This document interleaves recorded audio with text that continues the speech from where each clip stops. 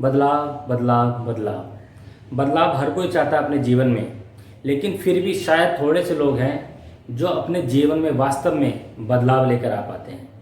और वो लोग जो बदलाव लेकर आ पाते हैं उन लोगों को आप बहुत आसानी से पहचान जाते हैं। यानी कि अगर वो चाहें भी तो भी वो अपने इस बदलाव को छुपा नहीं सकते, वो लोगों के सामने उजागर हो ही जाता है। तो क्या आप भी बदलाव लाना चाहते हैं? यदि हाँ, तो आप इस वीडियो में अंत तक बने रहें, क्योंकि मैं आज आपके साथ शेयर कर रहा हूँ वो टिप्स जिनसे आप बदलाव लेकर आ सकते हैं। तो फ्रेंड्स, बात करते हैं बदलाव की। बदलाव क्या है? बदलाव का शाब्दिक अर्थ है, या एक उसका अर्थ अगर हम निकालें तो बदलाव का मतलब है बदलना, चीज़ों का चेंज होना। अब आप देखेंगे अगर अपने आसपास, अपने चारों तरफ, तो हर दिन, हर समय, हर घड़ी, हर पल चीज़ें बदल रही हैं। आप भी बदल रहे हो, सिर्फ ऊपर ऊपर से। आज जो शर्ट, जो ट्राउज़र, जो कोट या जो स्वेटर आज आपने पहन रखा है वो 10 साल पहले आपके पास नहीं था। इसका मतलब है कि आपने उन चीज़ों को पीछे छोड़ दिया है जो पुरानी हो गई थी, रिडंडेंट हो गई थी। लेकिन वो सारी चीज़ें आप इस्तेमाल कर रहे हैं जो कि समय के अनुसार चीज़ें बदल रही हैं। याद कीजिए, आज से 15-20 साल पहले लोग बेल बॉटम पैंट पहना करते थे, फिर पैरेलल पैंट्स आने लगी और उसके बाद अब स्लिम ट्राउज़र्स आ रही हैं। तो समय के अनुसार आप भी अपने परिधान बदल रहे हैं। यदि आज के समय में आप कोई ट्राउज़र या बिग बैगी जैसी पैंट अगर पहन के बाहर निकलेंगे तो लोग आपको कहेंगे आउटडेटेड या ओल्ड फैशन बॉय। सो ऐसे में ये बहुत ज़्यादा ज़रूरी है कि अगर आप अपने आप को बदल रहे हैं, अपने कपड़ों को बदल रहे हैं, अपने परिधान को बदल रहे हैं, लेकिन क्या वास्तव में आप अपने आप को ही बदल रहे हैं? शायद नहीं। वही आपकी सोच है 10 साल पुरानी, 15 साल पुरानी। आप अपने जीवन में स्ट्रगल कर रहे हैं, तो इसका मतलब है कहीं ना कहीं आपने अपने आप के अंदर, अपने अंदर आपने वो बदलाव नहीं लाया है जो कि आपको बदलाव लेकर आना चाहिए था। ऐसा क्यों हो रहा है? क्योंकि आप बाहर से बदल रहे हैं लगातार, लेकिन अंदर से आपके अंदर बदलाव नहीं आ रहा है। हर 2 महीने में हमारे बाल इतने बड़े हो जाते हैं कि हमें बार्बर के पास जाकर उनको कटवाना पड़ता है या खुद ट्रिम करना पड़ता है। हमारी स्किन लगभग 6 महीनों में बदल जाती है पूरी तरीके से, हमारे सेल्स रिन्यू हो जाते हैं, लेकिन हमारी सोच कहीं ना कहीं वहीं के वहीं रुकी हुई है जहां वो आज से 10 साल पहले थी या 15 साल पहले थी। हो सकता है 15 साल पहले जो कुछ हमने हासिल किया जीवन में, आज भी हम उसी के बारे में सोच रहे हैं, उससे आगे बढ़ने की हम नहीं सोच रहे हैं। लेकिन आप बहुत सारे लोगों के बारे में सोचेंगे तो 10-15 सालों में उन्होंने बहुत ज़्यादा या तो तरक्की कर ली या फिर वो बहुत पीछे चले गए हैं। दोनों के लिए ही उन लोगों ने कोई ना कोई प्रयास किया है। अगर प्रयास सकारात्मक दृष्टिकोण से किए हैं और सही लक्ष्य के साथ किए हैं तो आप निश्चित रूप से सफलता की सीढ़ियाँ चढ़ चुके होंगे। लेकिन यदि आपने प्रयास जो है नकारात्मक दृष्टिकोण से किए हैं और आपके पास कोई प्रॉपर गोल नहीं था या कोई टारगेट नहीं था, तो हो सकता है कि आप नीचे चले गए हों।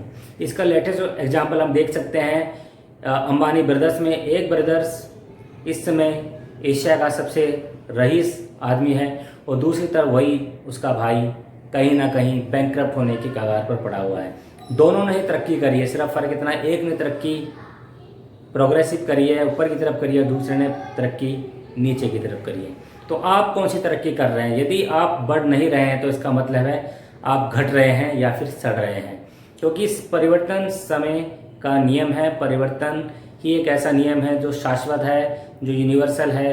हर पल, हर घड़ी, हर क्षण बदल रहा है। जो मैंने बोला, जिस पल में मैंने बोला, वो पल भी अब जा चुका है और अब नया पल आ रहा है।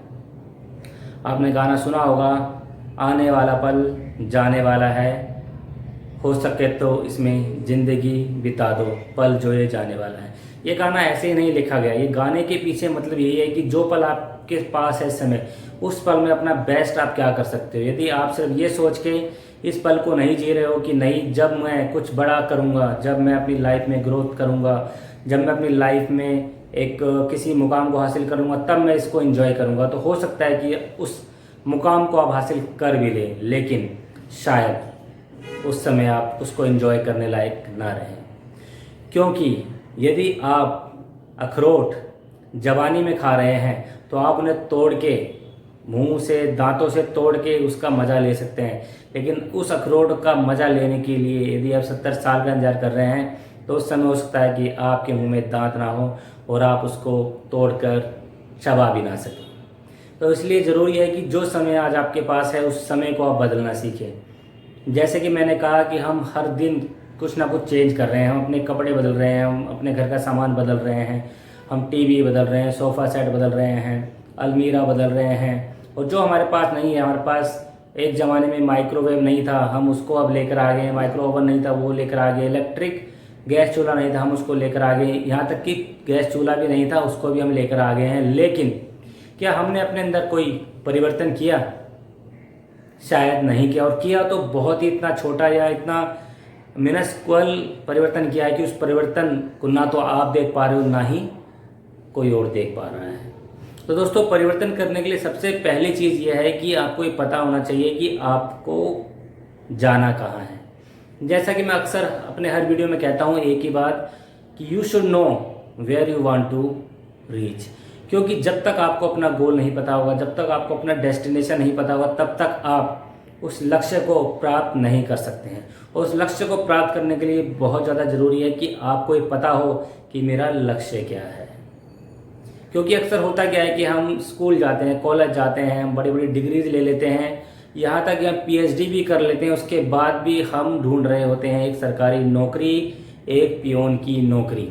और इसका एग्जाम्पल आप पिछले सालों के न्यूज़पेपर्स में और प्रतियोगिता दर्पण में देख सकते हैं कि जिसके अंदर ये स्टेटिस्टिक्स सांख्यिकी ये दिखाया गया है कि किस प्रकार एक छोटी से छोटी पोस्ट के लिए भी PhD होल्डर तक अप्लाई कर रहे हैं। इसका मतलब है कि उन लोगों ने जो PhD करी उनको ये नहीं पता कि वो PhD क्यों कर रहे हैं, लेकिन उन लोगों ने PhD तक पढ़ाई कर ली है, जो कि हाईएस्ट स्टडी मानी जाती है।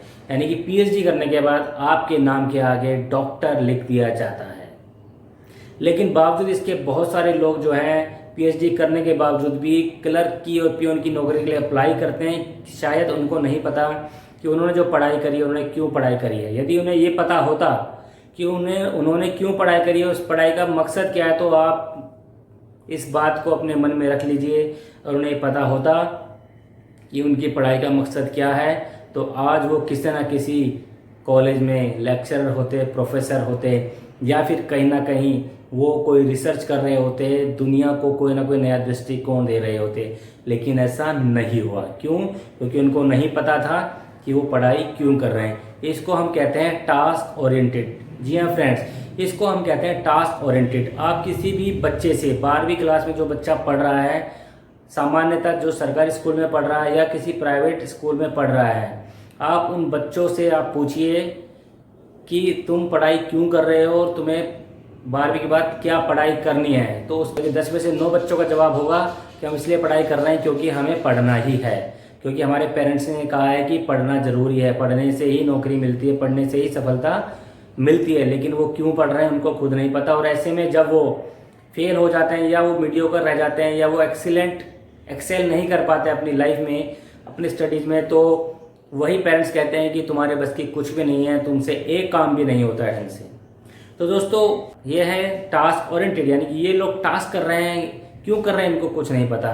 और दूसरी तरफ होते हैं गोल ओरिएंटेड। तो दोस्तों, अगर आप जीवन में आप कहीं भी कुछ भी जाना चाहते हो, कहीं भी पहुंचना चाहते हो, तो सबसे पहले निश्चित करें कि आपका गोल क्या है। यदि आपको अपना गोल नहीं पता है तो इसकी पूरी संभावना है कि आप टास्क करते चले जाएंगे और टास्क करते करते करते आपको ये नहीं पता चलेगा कि आप कहाँ पहुँच गए हैं। अक्सर आपने देखा होगा कि जब आप अपने फ्रेंड्स के साथ होते हैं तो आप गाड़ी में होते हैं और आपको नहीं जाना होता कहीं पर भी। क्यों?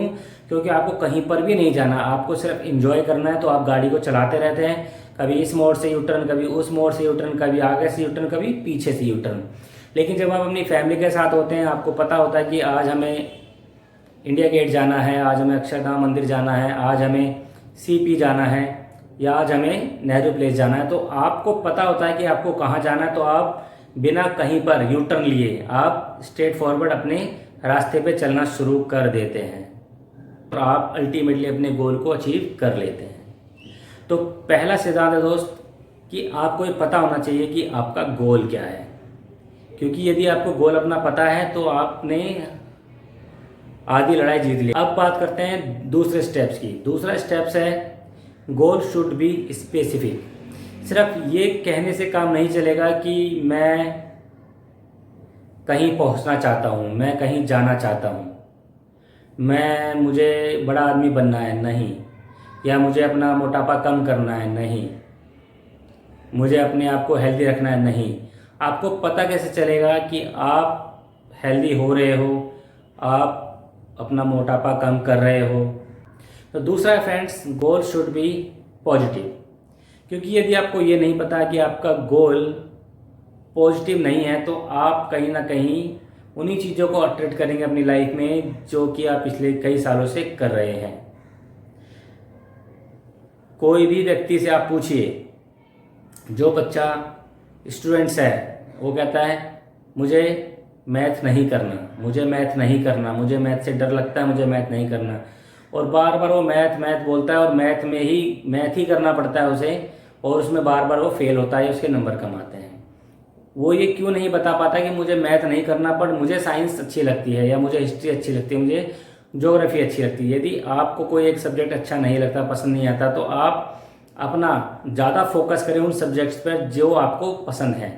या बहुत से लोग जो नौकरी में हैं वो कहते हैं यार मेरा मन नहीं लग रहा जॉब में, मुझे मज़ा नहीं आ रहा जॉब के अंदर, I don't like my job, मैं जॉब छोड़ दूंगा, मैं आज छोड़ दूंगा, मैं अगले महीने छोड़ दूंगा, मैं अगले साल छोड़ दूंगा, और ऐसे कहते कहते सालों साल गुजर गए हैं और वो लोग आज भी जॉब में हैं। उसके पीछे कारण यही है कि उनको यही नहीं पता था कि उनको चाहिए क्या, क्योंकि उनके के सारे गोल नेगेटिव थे। यानी कि वो उनके गोल थे जिनको वो नहीं अचीव करना चाहते, लेकिन by law of attraction they are attracting the same goal. यानी कि अगर वो ये कह रहे थे कि मुझे जॉब नहीं करनी है तो वो जॉब ही मिल रही थी उन्हें बार बार। अगर वो कह रहे थे कि मुझे नहीं पढ़ना तो उनको पढ़ना ही पड़ रहा था। अगर वो कह रहे थे कि मैं मोटा नहीं रहना चाहता तो मोटापे को अट्रैक्ट कर रहे थे। वो कहते हैं कि मैं गरीब नहीं रहना चाहता तो वो गरीबी को ही अट्रैक्ट कर रहे थे। सवाल यह है कि यदि आप नौकरी नहीं करना चाहते तो आप करना क्या चाहते हैं, आप उस पर फोकस करें। कि मान लीजिए आप कहते हैं मैं नौकरी नहीं करना चाहता, मैं एक बिजनेसमैन बनना चाहता हूँ, मैं एक शॉप खोलना चाहता हूँ, रिटेल की शॉप खोलना चाहते हो। जब आपको ये पता होगा कि मुझे रिटेल की शॉप खोलनी है, तब आपको सारे स्टेप्स समझ में आएंगे कि मुझे अगर दुकान खरीदनी है, मुझे दुकान चलानी है, तो उसके लिए मुझे दुकान भी लेनी पड़ेगी, चाहे मैं खरीदूँ या फिर मैं किराए पे लूँ, राइट। तो सबसे बड़ी बात है, अगर आप कहते हैं कि मुझे मोटा नहीं रहना है, तो आपको पता होना चाहिए कि मैं अगर मोटा नहीं रहना चाहता तो मुझे पतला होना है। तो आपको पता होना चाहिए कि मुझे पतला होना है। अगर आप कहते हैं कि मुझे मैथ पसंद नहीं है तो मुझे क्या पसंद है, मुझे साइंस पसंद है। ये कहने की बजाय कि मुझे मैथ पसंद नहीं है, आप बोले मुझे साइंस पसंद है, साइंस पसंद है, तो आपकी फोकस, आपकी अटेंशन वहाँ चली जाएगी। इसी प्रकार से आप कहते हैं मैं गरीब नहीं रहना चाहता, तो आप क्या बनना चाहते हो, मैं अमीर बनना चाहता हूँ, मैं अमीर बनना चाहता हूँ। तो जिस चीज़ के बारे में फोकस करेंगे वही चीज़ आप लाइफ में अट्रैक्ट करेंगे। यानी कि योर फोकस क्रिएट्स एनर्जी। जहाँ पे आप फोकस करेंगे वहीं पे आपको एनर्जी मिलेगी। यदि आप गलत चीज़ों पे फोकस कर रहे हैं तो आप वहीं पे आपका ध्यान जाएगा बार बार। बहुत से लोग कहते हैं मैं सिगरेट नहीं पीना चाहता, मैं सिगरेट नहीं पीना चाहता, यहाँ तक कि वो सिगरेट पीते पीते भी बोलते हैं मैं सिगरेट नहीं पीना चाहता। अरे भाई, अगर आपको सिगरेट नहीं पीनी है तो आप क्या करना चाहते हो? सिगरेट नहीं पीना तो आप क्या करना चाहते हो जीवन में? यानी कोई ना कोई तो आपको पता होना चाहिए ना कि हाँ मेरे को ये चीज़ अचीव करनी है। क्योंकि कहीं ना कहीं आप सिगरेट पी के भी तो कोई ना कोई आप ये नहीं मिल रहा है आपको। तो आपको पता होना चाहिए कि मुझको अगर सिगरेट नहीं पीनी तो मुझे और क्या करना है। यही कारण है कि बहुत सारे लोग बहुत सालों की मेहनत के बावजूद भी सिगरेट पीना नहीं छोड़ पाते, और छोड़ भी देते हैं अगर साल 2 साल 5 साल, लेकिन फिर से वो सिगरेट को पकड़ लेते हैं और फिर उसके बाद उनसे सिगरेट नहीं छूटती है। सो फ्रेंड्स, आज के लिए इतना ही। मैं आशा करता हूँ कि आपको मेरा वीडियो पसंद आएगा। यदि हाँ तो आपसे प्लीज़ लाइक और शेयर ज़रूर करें, जिससे कि और लोगों तक भी इस वीडियो के माध्यम से जो संदेश मैंने आपको दिया वो पहुँच सके। और यदि अभी तक आपने मेरे चैनल को सब्सक्राइब नहीं किया है तो आपसे प्लीज़ जल्द से जल्द सब्सक्राइब करके बेल आइकन के बटन को ज़रूर दबाएं, जिससे कि आपको मेरे आने वाले वीडियोज़ की नोटिफिकेशन समय समय पर मिलते रहें। तो friends, feel good, be good, enjoy your life. Thank you very much, bye bye, take care.